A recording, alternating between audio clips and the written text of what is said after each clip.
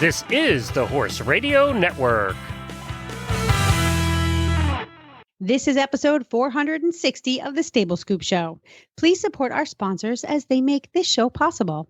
Our sponsors this week are HorseLovers.com, Sparkle and Boom, and you, our auditors. Our fascinating guest this week takes us back in time with stories of the Old West as we are joined by Dr. History. That's right, Dr. History is with us today. Plus, our HorseLovers.com product of the week is the Weaver Eva Sport Foam Woven Top Felt Bottom Pad. Listen in. You're listening to the Stable Scoop Radio Show, where hosts Glenn and Helena guide you through some of the horse world's most fascinating stories. Owning and loving horses means there's always a story to tell. It may be funny, exciting, or inspiring, but it will almost always be fascinating. Join us for The Scoop each week as we tap into the stories that are woven into everything we do, at the barn, at home, and everywhere in between. This is Glenn the Geek, back from vacation. And this is Helena B., who never went on vacation. And you're listening to the Stable Scoop Show on the Horse Radio Network. Welcome back, Glenn, you traveling fool. I know. It's so much fun. You know, the nice part about taking a cruise is you don't have to switch hotels, but you get to go to different places. So, you know, you just have the same room the whole time you're going to different places, which is kind of cool. It's like being home, it's like your house traveling with you. Exactly. It's exactly like that. And you kind of look at it as home by the seventh night. So it kind of feels that way. You know, we had a great time on the cruise. We went on Royal Caribbean out of Port Canaveral, which is only a 2-hour drive from us, and it's all highway right to the port. So that was nice. And we did Royal Caribbean Oasis of the Seas, which is the second largest ship in the world. Now, Royal Caribbean also owns the largest ship in the world, which is 1 foot longer. Oh, That's the only so you were difference. Up there. Yeah, so it's the only difference. So basically, it is the largest ship in the world. There were 6,400 guests on our cruise and 2,100 staff. So there's 2,100 employees on this boat. So there's a total of almost 9,000 people. And it is enormous. I mean, we were getting lost till like the 5th day. Every time we went someplace, we'd have to look at the map, which they have everywhere because people get lost all the time. Yeah. We did splurge and got... I would get lost. Yeah, we did splurge and got a balcony cabin this time, which we'd never done before. And that was nice. For a long cruise like this, it's nice to be able to open your door, hear the ocean at night, especially. We left it open all night, so we'd hear the ocean. And then... in the morning, we had breakfast delivered to the room every morning, and we had breakfast on the balcony every morning, which was, we never went out for breakfast. We just did it on the balcony, and that was lovely. That was really nice. We really enjoyed that. I'm getting a little dreamy as I'm listening to you. It was just, and we never, I mean, you eat because you get all the food you want. So yeah. They have buffets going all the time. And then we went to we went to the main dining room every night. There were 2 of the nights it was formal. It was kind of nice to get dressed up again. I mean, how many opportunities you have more opportunities than Jennifer and I do. But we got, dressed up, and we dressed up almost every night we went down. And you don't have to. People don't. I love the getting dressed up part. Yeah. It makes you feel special and Especially fancy. when you're like us. If I worked in an office every day and put a tie on every day, it wouldn't be as nice, right? It would be kind of like, oh, I got to do that again. But I don't, and you don't. And it's like, well, when you do get to get dressed up, it's kind of fun. It's wicked fun. Yeah. So it was neat seeing everybody all dressed up that you saw by the pool, in their bathing suits all day. It was kind of neat. And it was funny, when the ship of 6,000 people, I did keep running into the same people all the time, partly because they're on your floor or in your corridor or wherever. But there are certain people when you're in a group that stand out to you for whatever reason. Well, you're probably also frequenting the same spaces on the ship that you like. Right. So if you have something in common, if, let's just say, for example, you like the casinos and they like the casinos, you're going to keep seeing them. I knew you were going to say that. Well, because that's just an easy one, like the pool. Somebody I heard like the jacuzzi. Yeah, I did. I hit those. Mr. Luxury over there, living large. Well, it was funny because one of the things, and this is the reason we took a cruise this time, it's been the first one in like 25 years probably. It forces you to relax. There's no other vacation that forces you to relax like a cruise, because basically you're cut off from the world. So when you get on the boat, you had no choice. You relax. And I relaxed from the minute we walked on the boat. Jennifer took a day. She was kind of hyped up for a day and didn't sleep well the first night. But then after that, we were both in, well, I hate to say it, but we didn't think about any of you people at Horse Radio Network. We were definitely enjoying life, and we needed that. It was really a brain break. Well, you sent me a picture. Yes. You had to. You had to gloat a little. I did. That wasn't a Horse Radio Network moment. That was if I had a little sister and I needed to gloat moment. Yes, that was exactly. more like it. You're it. Yeah, Jennifer also went crazy. We went to Labadee, which is it's in Haiti, but it's a private island for Royal Caribbean, so it's really nice. The beaches are beautiful, and they have zip lines and all this stuff you can do. And we had a blast. We never sit at the beach. We're just not good at spending 4 hours sitting on the beach watching life go by. We have never done that ever. In our 30 years of marriage, we have never done that. And we spent almost 6 hours on the beach. It was just so beautiful. But she got her hair braided. Yes, they had a lot of Haitian women there were braiding hair, in the really tight braids. Yeah, and, cornrows. Well, I'm going to I'll use that as my picture of the week, I think. So you'll find good. Well, it looks super cute on her. It did. She was really cute with her hair all braided. Now, 4 days later, she's ripped them out because she said her head was getting too itchy. So now her hair stands straight out, all curly. But it was for Jennifer. That was stepping out. I bet you were surprised. I was very surprised. Yeah, I was very surprised. That's really. I have to dig up a picture of. I had mine done in St. Kitts a few years ago, and Buck thought it was really cute, but I couldn't stand it. It was so tight on my head. I was like ripping my hair out. Now, it's interesting about Caribbean islands because we did St. Martin, and you travel there every year pretty much for your vacation to Caribbean islands. To the Caribbean, yep. Yeah, we but pick a different island each time. Smaller islands than probably Puerto Rico or, we were on St. Martin, which is 26 miles around if you take the road, which we did in a bus. We were very disappointed, and pretty much everybody we talked to did not like St. Martin. I've not been to St. Martin. I have not. St. Martin is U.S. territory. No, it is half French and half Netherlands. Oh, right. St. Thomas is U.S. Yes. Yeah. St. Martin is half French and half. Buck has been to St. Martin. He was not terribly impressed either. But, what we find we do go to the smaller islands. We go down to I always get confused if it's the Lesser Antilles or the Greater Antilles. Basically, more of the southern islands. You're below Puerto Rico? Yes. Okay. Yes. Although we have been to the Bahamas. But you know what? We usually stay in like a little house. We don't go to any of the resorts or anything. So we do get out there. We rent a car. We go grocery shopping. So we kind of live like locals for the time that we're there. There's a lot of poverty. There is a lot of poverty. There's just no two ways about it.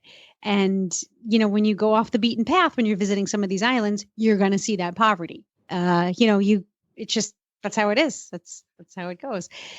You know what? They don't have winter there. So, so for example, we drove around St. Kitts and there were these houses, little concrete houses that had no windows. They had holes cut into the concrete and the doors were open and people were just sort of sitting in the streets. But don't forget, they don't really need to button up their houses because there's no winter. Well, and I think some are safer than others. Like we did get warnings going to St. Martin. You don't want to go here. You don't want to go there. I think some are safer than others too.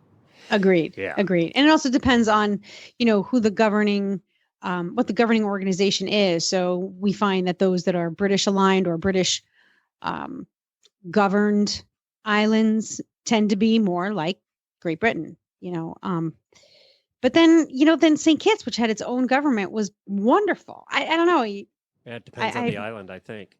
Yeah. We're going to the British Virgin Islands for the first time in July. And we're flying into St. Thomas, and then it's a quick ferry over to Tortola. So we're going to compare that to our previous experiences and see what it's like. There you go. We did stop in Puerto Rico, too. We like Puerto Rico. We'd go back to Puerto Rico. I've heard great things about Puerto Rico. Yeah, it's American. So, they all speak Spanish. It is weird being in an American country that feels very American, but everybody's speaking Spanish. That's kind of strange. Although it's getting less Interesting. and less strange around the country all the time. But Well, I'm intrigued by the Spanish history, so yes, Puerto Rico seems to have preserved that Spanish history. Some of the other Caribbean islands, the French fought with the English for it, and then they fought the Spanish, and right. then the Dutch came in. So Well, there was a lot of strife, a lot and of that's St. political Martin. It's strife. half French, half Dutch because they were fighting all the time, and they finally decided to stop fighting and divide it in half. Right. So Right. But that's Puerto Rico's kind of like, they came, they saw, they conquered, they settled, and now it's this sort of content little U.S. territory. I'd like to go. yeah. It was. I would definitely go back. We'd go back there and stay in a resort on vacation, and then tour some more. We didn't get to do a lot of touring there because we were in San Juan. And Okay. Old San Juan, if you've been to the French Quarter in New Orleans, that's what Old San Juan's like. It looks like it. The one thing we noticed, it looks like it. It feels like it with all the shops and bars and restaurants and stuff. The one thing it didn't have was a smell. It did not smell as bad as New Orleans French Quarter does. Oh God, I can imagine. That's New Orleans, like sour beer. Oh, that's what it smells like. Plus, it's lower and it's wet, and it's just Yeah. it's got all that. And this didn't have that, so that was kind of cool. But yeah, definitely we could have spent a couple of days at Labadee, Haiti, which was their private island. They could have just skipped St. Martin. Everybody I talked to on the boat said they wished they would spend a couple days there because it was paradise. And then a lot of the Haitians came over and worked there. They work at this island, and how they get there, I don't know, because it's all just mountains. I don't even know how they get there. The only thing that's interesting, I don't know if you find this too, because you're not going to touristy places necessarily when you go down, is they are very aggressive. When they have their stands selling stuff, they are very aggressive. And there was about 100 of these stands lined up in Haiti, and you could not walk through there without being mugged, with them trying to get you over, doing everything they can to get you over to their stands, including standing in your way. So that was kind of the most uncomfortable part of that whole experience, but then we just learned to avoid him. But it was interesting and what was interesting is they had a couple of places selling the same stuff that were controlled by the ship and very orderly and stuff. Those places were packed, and nobody was at the stands with the aggressive people. Huh. So you think they'd learn, after all this time. You think that they would, some marketing sense would kick in, and they would say, Yeah. hey, look, if we're not so aggressive, they'll come shop. There's got to be somebody who's buying it, though. I guess, You or they know. wouldn't be there. Right. Yeah, we didn't see it that day, that's for sure. But it was interesting that way, too. And then the food, every cruise is like that. And I'm looking forward, because Horse Lovers Cruise is our next one. We're going to be going it's going to be so much fun to go with friends. It was just Jennifer and I, which is great, and we like each other's company. But being with a whole group of people is even going to be more fun. So, and Royal Caribbean was terrific. We didn't really have any trouble with Royal Caribbean. Our servers were both from China, and they were terrific. You get the same servers every night at dinner. And they get to know you. So by the time we got there every night, they knew what we liked, and they'd already have appetizers out, or they'd put extra stuff on the table. They knew which rolls you liked. They just knew what drinks you liked. how So they were waiting. nice. The drinks would be waiting at the table when you get there. They made these melon soups, cold melon soups, that were out of this world. I've never had anything like it. It's like a smoothie almost. But they would serve them as a part of an appetizer. Well, I liked them so much first 2 nights. She had a different cold melon soup for me every night when I arrived. Was just waiting. Wow. So- Oh, wow. What service? Yeah. Oh, yeah. It's like being in Downton Abbey and going down for dinner every night. I kind of got used to that, and now I want to cook. So I can only afford a chef. Dude, We did you're get gonna to be do the cruising galley every tour year. for everybody that's ever worked in a restaurant. You've worked in restaurants, didn't you? Never. Nope, No? never. Nope. You're one of the very few. So if you've ever worked in a restaurant, you know that they can get kind of dirty. And, if you worked in a restaurant like I did for 4 years, you know what it gets like back. We I did. didn't know you worked in a Yeah, restaurant. I started out as a dishwasher and ended up as a short order cook for 4 years. Get That was out. my first jobs. Yep. How did I not know this? Oh So my when we God. go back to their restaurants, there are 20 kitchens. And I meant the kitchens. When you go back to the kitchens and you see that they're spotless. I mean, just spotless. And you even peek in the doors at the kitchens, it's just spotless. And they have 20 kitchens on board. Just incredible kitchens. And there's 260 people that work in the kitchens every day to put out that amount of food. They'll put That's out 220,000 meals in a week. 220,000 meals in a meals. week. Yep. Good Lord. In a week. So it's quite an operation, and everything is just a system, and they just have the systems down. And it's incredible, the systems they have. And to think they load all that food in. I posted a picture. I don't know if you saw the picture of the amount of food that's served every week of each thing. No, I didn't. I'll have to post that again, because it's just unbelievable, the amount of stuff that they serve every week. It's tons. It's just tons of everything. And they bring all that in 6 hours. They turn that ship around, and it's back out in 6 hours. Yeah, just... logistically, I would love to see the logistics behind it sometime, because it just must be incredible. But that's enough about cruising. We hope to see you all. If you want to join us on our next cruise, go to horselovers.com. We've had about 55, 60 people sign up now. So wow. We hope that you join us. Some of the hosts are going, and Leslie from Horse Nation is doing the pub crawl in Key West. So drinking is prevalent on a boat, I learned. That's a lot of that. A lot of that goes on. So if you like alcohol, you're going to be in the right place. This particular ship had 31 bars, 21 restaurants. Oh, my God. Everywhere you went, there was a bar. So... wow, that's a floating city right there. That is a floating city. It truly is. So, yeah, we hope to see all of you. We're leaving February 12th out of Miami on another Royal Caribbean ship that's smaller than this one, and it's a four-nighter, so a little bit shorter, that you can get off and find a babysitter for the horses and come hang out with some horse people. We came up with a couple of really good games for the game show on the cruise that we're going to do. The Horse Lovers Game Show, we came up with a couple of good games that we're going to do. So we just added to the fun level. Okay. Wow. All right. Booze, food, fun, and horse people. What were you doing? Trying to sell your house. I know. I was trying to sell my house, sell my damn house. That's not an easy process. It is so not easy. It's like, oh, can we have somebody come by in an hour? You're like, what? An hour? Well, they're coming in from out of town, and then things go quiet. So you kind of get a little lax, and the bathroom gets a little messy and the laundry gets a little backed up. That's the worst part, is having to keep it clean 24 hours a day. It's really stressful. And then, as I was saying just before we started to tape, the birds in my barn have been the worst this year that they have ever been in 8 years. There's bird poop everywhere. The barn swallows moved out a few years ago, and this year every single every single sparrow has decided to take up residence, and they are messy little birds. Are you out there with scrub brushes? Oh my God. Hanging CDs to keep them away. I don't know.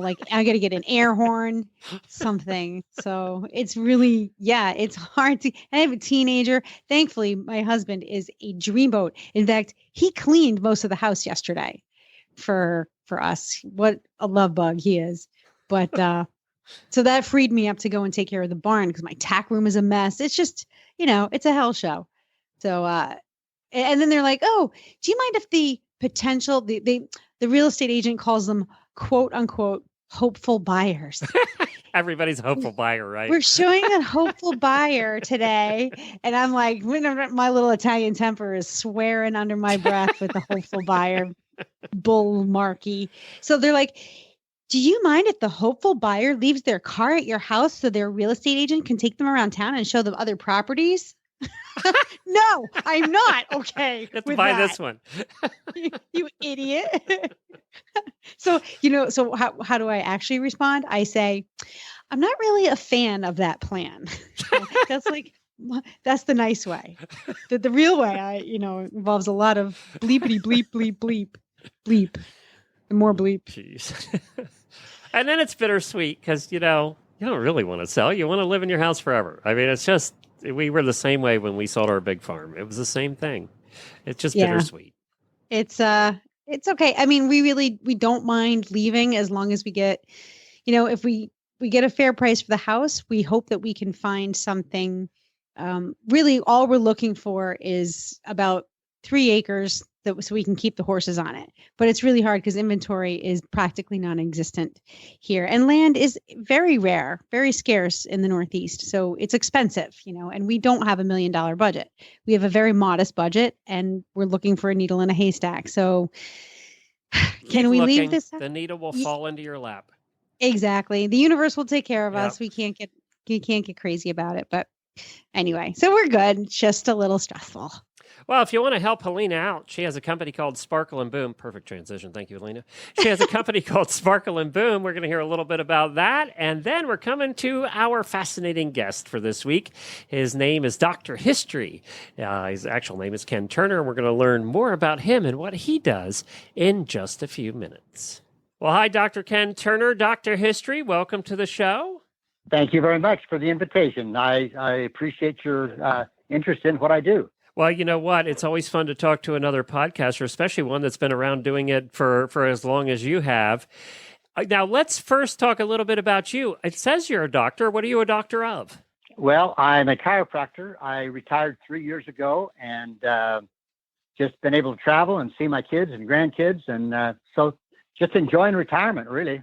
Well, so you're a chiropractor that's interested in Old West and history. How did that come about?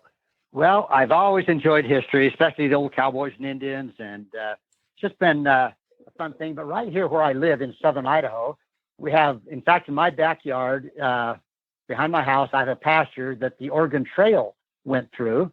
So I live right on the Oregon Trail. Oh, cool. Now, there's also other trails like the California Trail that run through here, and a place called the City of Rocks. There's another place called Massacre Rocks where Oregon Trail bound people were attacked and killed by Indians. And anyway, it's just a kind of a historical area that I live in as far as the Old West. So I actually had a relative here years ago, and we kind of drove through this area, and I felt a little embarrassed because I couldn't tell him more about it. So at that point, I started doing some research. I actually made a tape or a CD, a travel CD that you can travel through our county here, and it tells about the Indian battles, the stage holdups, the different things that happen, and they just turn it off and on as they drive through the county here. Oh, that's very cool. I want to talk to you a little bit about the Oregon Trail. There are still people that do that, right? For the adventure? What is the Oregon Trail? Yeah. I'm a city girl. Okay. I have no idea what it is. Let's talk to you about but it sounds like it's probably exciting. Okay. The Oregon Trail basically was the main route that the people headed to Oregon or California. And it traveled up from Missouri up through into Wyoming, over into Idaho, down past southern Idaho, and for Oregon, on up into Oregon, the Willamette Valley. But here in Cassia County, there was a place where the Oregon Trail split to the California Trail. And this was kind of a difficult time for some people because, they'd been spending the last 2.5 months or so with all these people. And at this point, you had to decide, are we going to California or are we going to Oregon? Now, the story is told about one family that they couldn't decide which way to go. So they turned their oxen loose and just let the oxen decide which way they went. And they turned left and went to California. So, but the California Trail really, in some places, is kind of a narrow spot. But in other places, the California Trail is as wide as a mile wide, because as people came along, they had to have grass and feed for the horses and oxen. So in some places, they spread out quite a ways. So it's not just one trail necessarily. Okay. Wow. And is it marked like along the way so that if you just happen to accidentally be on or near the Oregon Trail, you know that you're touching on an historic path? What would you even call it? Like, there's the National Historic Register of Places, there's monuments, there's parks. Is the trail registered? It should be. The California Trail and Oregon Trails, in a lot of places, there are markers that will show you, because a lot of the highways run, fairly close to where the actual trails used to go. Yeah, yeah. So usually you can find historic markers and one thing or another to where the trails went. So that's so cool. Do people go out with like metal detectors and look for like artifacts? Oh, yeah. Do you find anything? By now, not much. Yeah. Over the years, horseshoes and parts of wagons, things like that were found. And at this point, you're not supposed to keep them or collect them like arrowheads, things like that. So now there's not a lot left of it. But anyway, it runs all the way through. And, it's a kind of a sad thing in some ways because as you're going along the Oregon Trail, a lot of the women had maybe one dress for the whole 2,400 miles, maybe two. But a lot of them walked the whole distance. Some rode. And when you think about having babies or illnesses or injuries, they didn't stop the whole wagon train just because you had a baby. So, you'd better be ready to go when they get ready to go. Wow. I just listened to your latest podcast, It's ironic that you're talking about that, called Wagon Train Women. And these were some tough women. We think the horse girls of today are tough. I'm sorry, Helena. Oh, yeah. These girls have you beat. No doubt about it. No doubt. Having a baby on the go in the back of a wagon. Right. Yep. Well, and then the other thing, unfortunately, a lot of them died. I mean, sometimes kids, sometimes husbands, wives. So the trail is also described as a long trail of buried people. And, but that was just part of the whole thing, snake bite, Indians, accidents, burns. There's all kinds of things that could take a person's life. Not to mention you were going over mountains and through some of very rough country. Oh, yeah. It was, in fact, in Wyoming, it's notorious for wind. And I've heard stories of tents and wagons being just ripped to shreds from the severe windstorms. Yeah, it was pretty rough. That's something. Well, now, okay, we got off on a tangent there on the Oregon Trail, but so you do a podcast called Dr. History, and it's actually you do a segment on a radio show, and then you break it off as its own podcast that people can find any place you get podcasts. And now that I've listened to a couple of them on your website, I've downloaded it. I have it ready to listen to because it was just absolutely fascinating. Where do you come up with the stories that you want to talk about, and how do you research them? Over the years, I have collected magazine articles, newspaper articles. I've got a stack of magazines of Frontier Times from 1962 and 1970, and they have a lot of good stories. And every time I go to a bookstore, I look for old books and history books. I've got books and magazines, and I just go through and find what I think I like. And if it interests me, then I hope it interests the listeners. Oh, that's kind of what we do, Glenn. Yes, kind of the same thing. Yeah. I've got a few stories if you want me to tell a couple of stories. Okay. I'll just tell you a couple. This may give some of your listeners an idea of what I talk about and see if they're interested. There's one story I kind of like. It's actually happened just about 20 miles south of me. There's a little town called Oakley, Idaho. And during Prohibition, the sheriff and the judge, they would confiscate the illegal liquor and alcohol, and they would store it in the bank vault. And after they were done with it, they would just destroy the evidence. So one winter evening, they decided it was time to destroy the evidence. So they took a few cases of liquor out in the alley, and there was snow on the ground, and it was snowing, just a nice, pleasant evening. And they started opening up these bottles of liquor and pouring it in the snow. And pretty soon, a few people started watching, and then a few more people started watching, and pretty soon, a little crowd gathered and watching this whole event. And pretty soon they started making snowballs. Now, the difference is these snowballs were not thrown, they were eaten.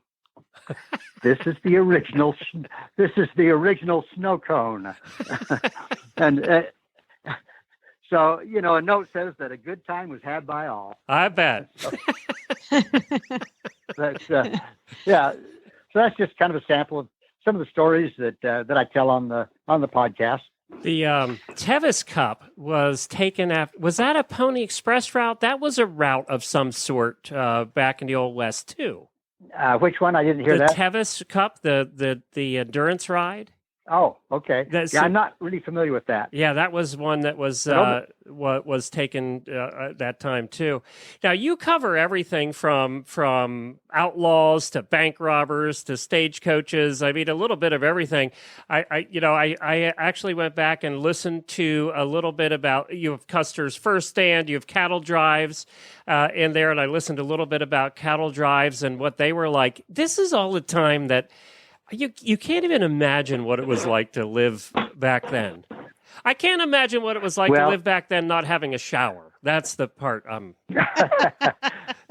Well, and when you talk about the cattle drives, here's some tough cowboys that pretty much wore the same clothes for about 3 or 4 months. Yeah. So by the end of the trail, they're looking for a new set of clothes. And in fact, one of the more interesting things on the trail, when they come to a river, sometimes there would be quicksand. Now, and the odd thing is sometimes there have been 2 or 3 cattle herds go through with no quicksand, but then you might get there and there's quicksand. And so what they would do, they'd get the whole herd across, and usually there'd be maybe 15 or 20 cows out there stuck in the sand, quicksand. So what they would do is they would actually get off their horses, they'd go by the cow, and they would pull the sand away from the horse's leg as fast as they could, tie the cow, tie the cow's leg up, then the other leg, then the back legs, then the tail. They'd actually tie it up. Then they would put a rope around the cow's head and just kind of pull them right out of the quicksand. So, in fact, the story is told about one cow that they were doing this to, and that cow would not budge. He would not come. And they had about 4 guys on horses trying to pull this cow out. Finally, they took the chuck wagon, hooked it up with a rope, and they finally, with the chuck wagon and 4 mules and 5 horses, they pulled this cow out of the quicksand. The trouble is, when they got him out, they found out that one of the legs had come down and was still back out in the river. Oh, geez. So they had fresh steak that night for dinner.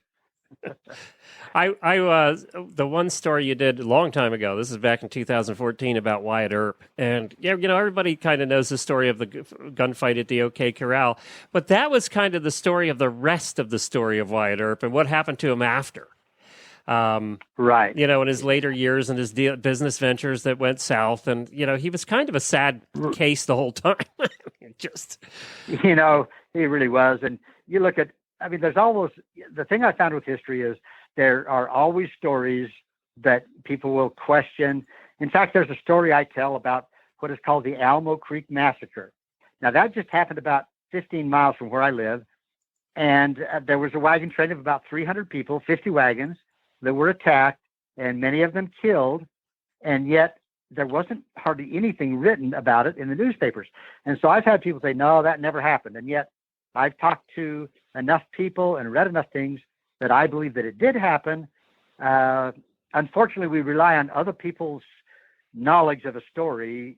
When I can get a journal or a diary of a cowboy or a person, then I feel like I've got a reliable source for my stories.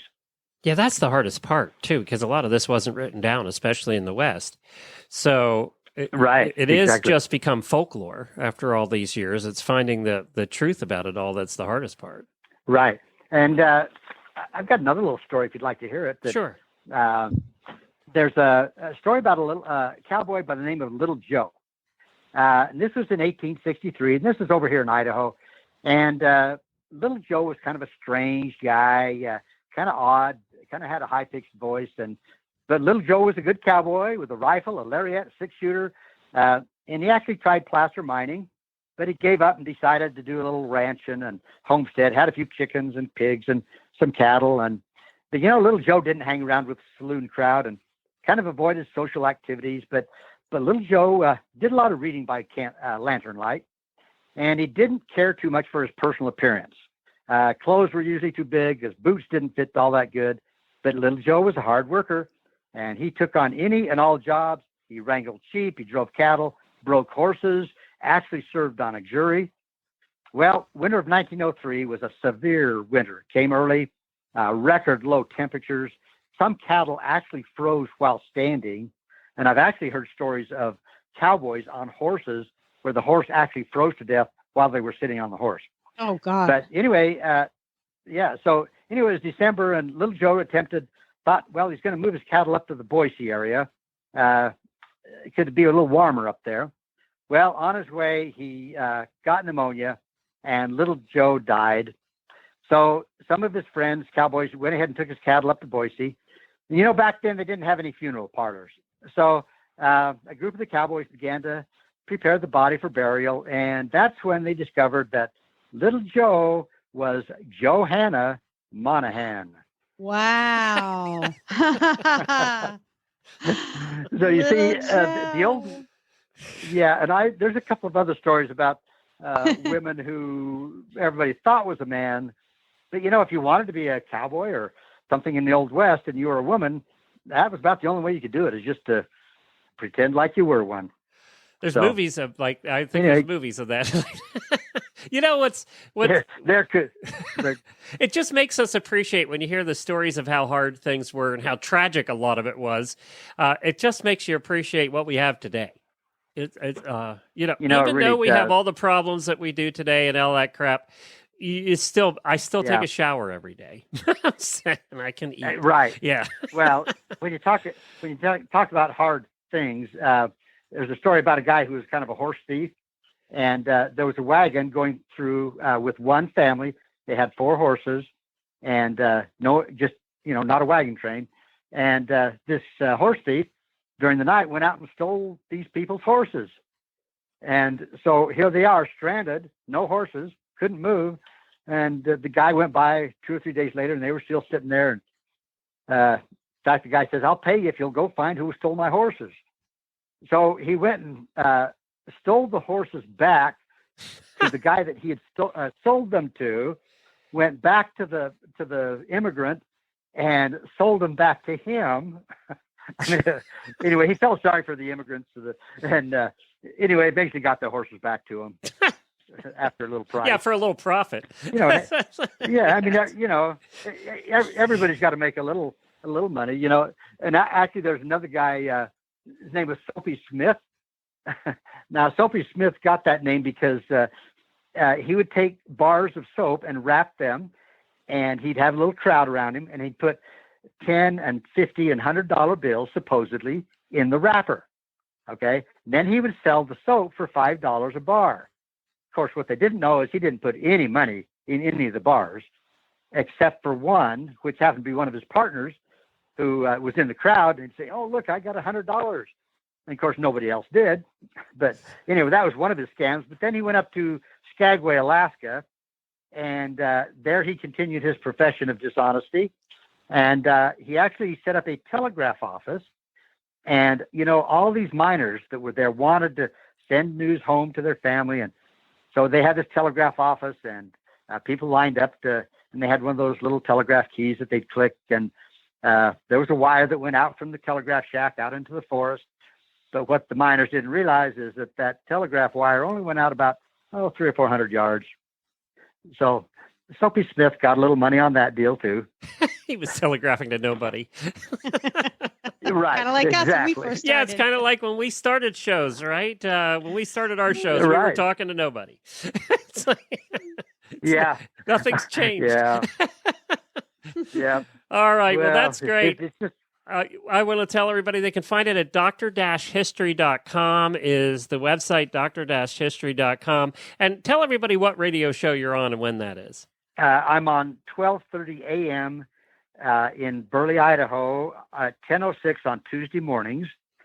But there again, like I say, you can go to the internet to Zeb Bell, and he's the guy that I'm talking with.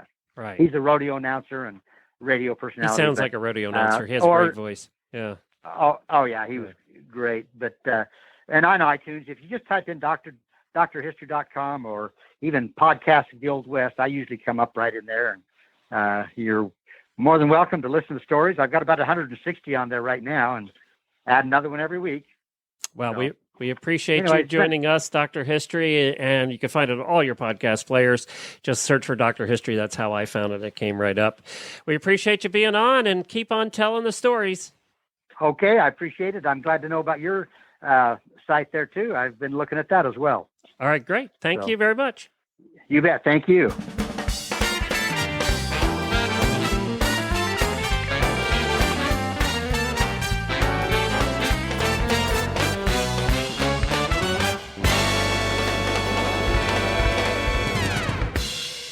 Up next, my favorite segment of our show, it's the Tack and Habit segment, sponsored by horselovers.com.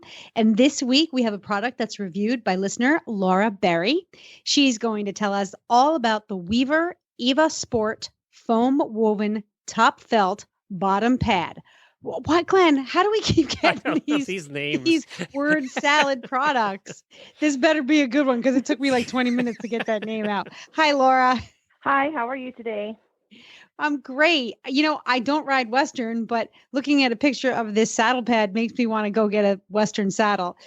Tell us, do you obviously ride? Yes, really. Do you ride Western, I assume? I do. I do mostly pleasure riding and trail riding.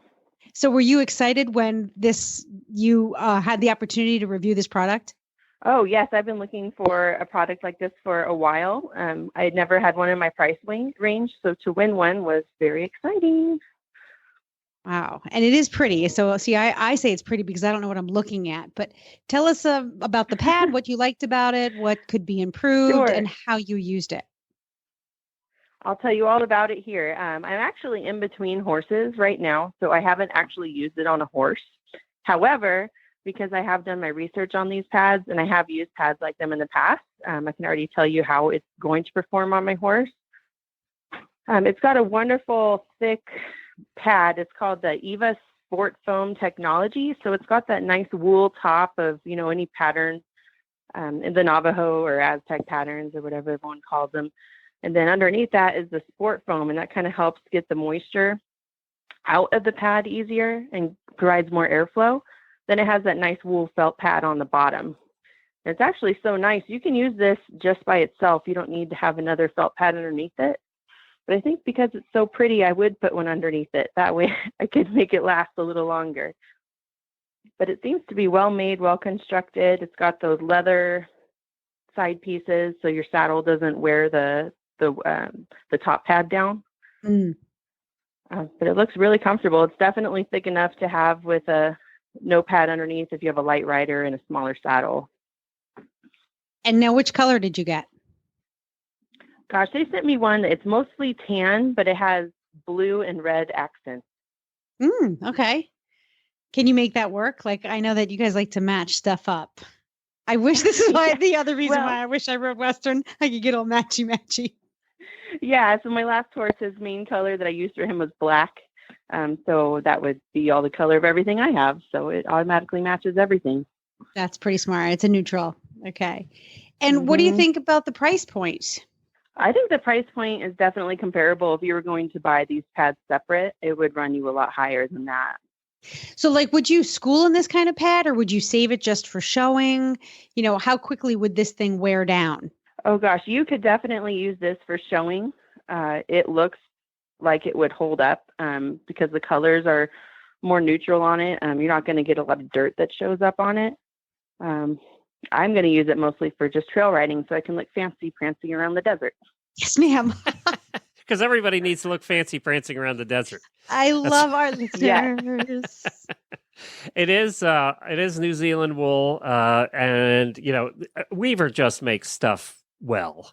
Yeah, it's a no-brainer. Yeah, Weaver products are no-brainers. We've dealt with them for 25 years now, and they just know how to make stuff. It's not a cheap pad, but as Western pads go, it's $143.19 as of today that we're recording this at horselovers.com. But, some of these pads, I've seen at shows, go for like $300. They get crazy expensive. Wow. Yeah. So this is a bargain. That's right. This is a bargain because you're getting the hand-woven look without actually paying for the labor on the hand-woven product. Right. Correct. Good point. Yep. Very good point. Well, we appreciate you doing this review. It comes in a couple of colors. It comes in sand and turquoise, and it has a pattern of which I don't know what I would call it, but it's pretty. So go check it out for yourself. Just head on over to horselovers.com. Just search for Weaver Eva, EVA, Weaver Eva, EVA, and you'll find it. It'll pop up. And we appreciate you doing the review. Before we let you go, Laura, you are an auditor. How long have you been an auditor for the Horse Radio Network? I have been an auditor since July or August of 2000. Sorry, you're going to have to cut that. Okay. I have been an auditor since August or July of 2016. Okay, so you've been an auditor for a little while, maybe almost a year here coming up. And what do you like best about being an auditor? If you were going to tell other people that have been listening for a long time, but just been putting off, giving $1, $5, $10 a month toward the Horse Radio Network and the host, what would you say? How would you sell it? I love all the interaction between the hosts and all the auditors in our Facebook group. I feel like I know you and I haven't even met you, and that we could all be friends and go horseback riding together. So true. That's what I love about it. We could go horseback riding together. And We can sometimes go we do. fancy in the desert. I think we didn't start when we started the auditors. It was a way for you guys to give support to the Horse Radio Network and the host, because half the money that comes in every month gets divided amongst Helena gets part of that money, and I know she really appreciates it. I buy bits with it, and it goes up every month because we I get buy more and bits more and fly auditors. spray. Actually, you guys are giving Helena a raise every month, because it goes up a little bit every month. So that's kind of nice. And we do that with our full-time hosts like Jamie and Reese and Philip and Wendy and Helena. They get half of that money every month. And I think for Helena, you could speak for yourself, but I think it just, for you, it means a lot more than probably what we pay you, because it's coming directly from the listeners. It's, you know what, I love my little Horse Radio Network check when it comes in, because it's the work that I love to do the most. It's my favorite. So it feels good to be able to really, honestly, to buy fly spray and, an extra bale of hay here and there. It does help me support my horses, but it's just so meaningful to me. It's like a lot of movie stars and rock stars say, I can't believe I get paid to do what I love. Well, I don't get paid as much, but I get paid to do what I love. So it is very special. Well, thank you for that, Laura. You're one of those. What I was going to say is the Facebook room wasn't even started when we did the Patreon of the auditors in the first place. That kind of grew up. One of the auditors started the Facebook room, and now it's become the thing that everybody likes. It's kind of everybody's safe haven. They can talk about anything in there, and it's a happy, positive place. There's nothing negative in there. Would you agree with that? Totally. I would definitely agree with that. Yeah. It's like a family in there. It's like it's your family. It really is. I was in there the other day ranting because my horse was behaving oddly. And I was like, I thought he was rather acting like his mom. So that's what I attributed it to. You're fresh. And see, therefore, Glenn is like the big brother. That's right. If I had pigtails, he'd be pulling them every day. That page definitely is horses behaving oddly. But that's what horses do. Yeah. And their owner's whining about it. I found my tribe. You know what I've been surprised at, actually, in the auditor room and with the auditors and you guys with each other more than us being involved. We're not involved with a lot of the conversations that go on in there, most of them, is the support system that's developed in there. But you guys also talk about life. And I get emails occasionally that says, I'm having this problem in life. It doesn't involve horses. Can I post it in there? And I'm like, yeah, I mean, we're a family, and that's what families do, is support each other. And the fact that you all feel safe enough to do that is really impressive to the community that has evolved around the Horse Radio Network. And that's all because of you guys. It really is. So I'm thanking all the auditors through you, Laura. Thank you. We love you.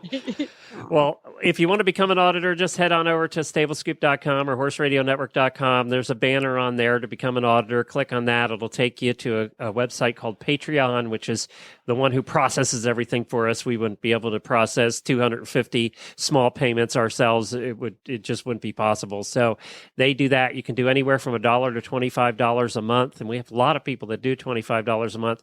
There's different rewards along the way for mugs and hats and things like that. But that's not why the auditors do it. They do it to support the network and be part of this awesome family. So we hope that you become one too. Thank you, Laura. Thank you. Have a great day. All right. Bye-bye. Well, I'm glad that I don't ride Western, because then this would be just one more thing for me to buy. You know, the English riders can think that their stuff is expensive. When you get to the better, higher quality Western stuff, it gets really up there. Yeah, it really does. I mean, I'll stick to a English. custom cowboy hat will cost you thousands of dollars. It's crazy. Yep. But it's your signature thing. I mean, Yep. you know what it's like. You wear your hat and people know. And mine Glenn was McGee is $25. So well, there you go. See, there's something for every budget. that's right. There's something for every budget. So speaking of every budget, I hope that our listeners will think about adding Newport, Rhode Island to their travel itinerary in the coming year. There is something for every budget. It's a great place to visit. And if you have never been here, hit me up. You can find me at Helena at sparkleandboom.com. We can give you the inside scoop on where to go and what to see in Newport. And if you don't want to send me an email, then log on to our show website and you can listen to our podcast. Buck and I go out and about in Newport every week, and we do a dine and dish segment. We talk about relationships, we talk about kids, and we talk about horses too. That's thatnewportshow.com. And you do another one too about boats, and I saw a lot of boats this weekend. I thought about we you. have a spinoff. Yes, we just started it. It's once a month. The show is called Around the Buoy, aroundthebuoy.com. My co-host is Carter Richardson. He's a former Navy officer who is now a boatwright, which means he builds and repairs beautiful wooden boats. These are works of art that float on the water. And if you think about those big old classic sailing yachts that JFK and Jackie Kennedy used to sail around on in Newport, those are the kinds of boats that Carter builds and restores. So we talk about boating, sailing, paddleboarding, pretty much anything that has to do with life on the water. It's kind of cool. We saw a lot of those boats in the various ports in the Caribbean. A lot of the old wooden sailing boats, and a couple of them we actually saw out at sea too. We passed a couple of them. They have, if you ever have the opportunity to go see what they call a bucket regatta, so the old America's Cup race, right? The big, it would be like our World Equestrian Games, right? That's in the boating world, you would have like the America's Cup race, and but those are nothing like the old wooden boats, are they? They're the fancy. They are the big old wooden boats. Yeah, okay. They don't race those anymore. Now they're double or tri-hulled catamarans, super sophisticated, high tech.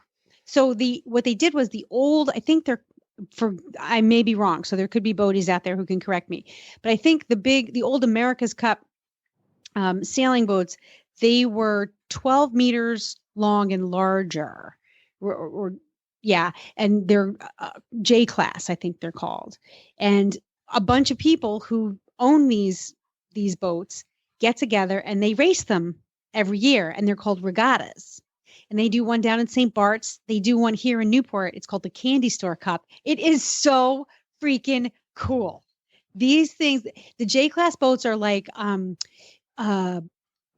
great big Dutch warm bloods in, I don't know, an upper level dressage competition. Like what's upper level? Grand Prix dressage horse, J-class sailboat. Yes. Cool. Clearly, I know nothing about boats. That's why you're hosting the boat podcast. Dressage horses. Anyway, it's pretty cool stuff. So it's kind of fun for me to get to learn a little bit about something. Carter said he's going to take me out sailing. Oh, yay. And we'll see how that goes. The last time I went out ocean sailing was down in Antigua, and I got seasick. So we'll see what happens. I have gone sailing here in Newport Harbor, and Narragansett Bay, which is very, very smooth. Like there's no chop. It's like a beautiful place to sail. So we'll see. It's funny because he was like, the first time I was on a horse, or he said the last time he was on a horse, he got bucked off and hit the ground. And I was like, well, the last time I was on a sailboat, I got seasick. You might want to consider that little behind the ear patch before you go out. You know what I did? I got the C bands. You know, the ones, the acupressure bands, they're awesome. Did they work? Yeah, they do. Yeah.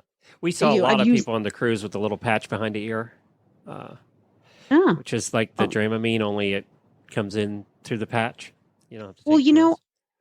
Does it make you drowsy? No. Well, they were walking around, so. As opposed to being dragged? As opposed to being laying on the floor in the middle of the hallway. Sometimes the anti-seasick pills that they give you, whether it's Dramamine or something else, will knock you on your butt. and you'll stay there for like 3 days. I'm not sure the patches have the same because it puts it out in such small doses all the time. Okay. And I think you leave the same patch on for like the whole cruise. There were a lot of people with them, but apparently they are not cheap. Wow. Yeah, we didn't have a problem at all because a cruise ship that big, you don't even know you're on the water. Yeah, I've been on cruise. They're made to stabilize. So, and we didn't have any rough weather at all. So we didn't really have any seas to speak of. But a sailboat, I think anybody's going to get sick if it's choppy. Well, we were in a racing sailboat we were in the Atlantic Ocean. We weren't even on the Caribbean side. We were on the Atlantic side, and there was some chop. And I was like, holy crap. This is like it was like being on a roller coaster and you keep dipping. Yes. It's not like the one so my stomach kept flipping over, and I was like, all right, hold on a minute here. I got to get myself right. That's what they have the side of boats for. Is to puke over. Yeah, I did. I puked over the back of the boat. I went behind the captain. I'm like, get out of my way. Yeah, he's seen that before. He did. He was like, just go and do. He said, do it downwind, or he's like, do it to the lee side. I'm like, what's the lee side? He's like, the direction the wind is blowing. Oh, yeah, that'd be bad. He didn't want to mess up his boat. No, it's funny. That's funny. It's the same with I've flown in small airplanes, and my friend Bob still does have his pilot's license, and he was one of our boarders, so he'd take me up all the time. And we used to take some of the kids, the teenagers up, and some could handle it and some could not in a small plane. It's a different experience. It really is. Yeah. All right. Well, thank you, everybody. You can find that Newport show. What's the name of your network again? The Sparkle and Boom Podcast Network. Okay, Sparkle and Boom Podcast Network. And we want to remind you that if you're a new listener to the show, or if you're a fan of Heartland, we haven't talked since then. We've had our most downloaded episode in history a couple Fridays ago. It was where we had Amber Marshall, who is the star of Heartland, on. And Gracie loves that show. Oh my God. It was the most downloaded. They advertised it everywhere, and it's tens and tens of thousands of downloads on that one episode. It went crazy. So if you missed that, go back to Horses in the Morning and search. Just go back about 2 weeks. You'll find it was on a Friday. You'll find the Heartland episode with Amber Marshall. She was a terrific interview, by the way. An absolutely lovely person. She said we were supposed to have 15 minutes. She stayed a half an hour. We just had a blast. She had a blast talking about horses and stuff. And she's truly a horse girl, and she lives on a ranch, and she's just lovely. So if you haven't had a chance to listen, she's the star of that show, Heartland. Go back and take a listen to it. It obviously is popular. So Grace watches it? Loves it. Yeah. Loves it. She's like, Mom, it's so cheesy, but I love it. Yeah, that's what everybody says. They get sucked in by it. Yep. Jennifer and I tried it. You got to apparently get through like you got to go back to the beginning, get through like the first 4 episodes. It's on Netflix. Yeah. And they're in their 11th year. It's the longest running drama in Canadian television history. Wow. And it's about horses. So there you go.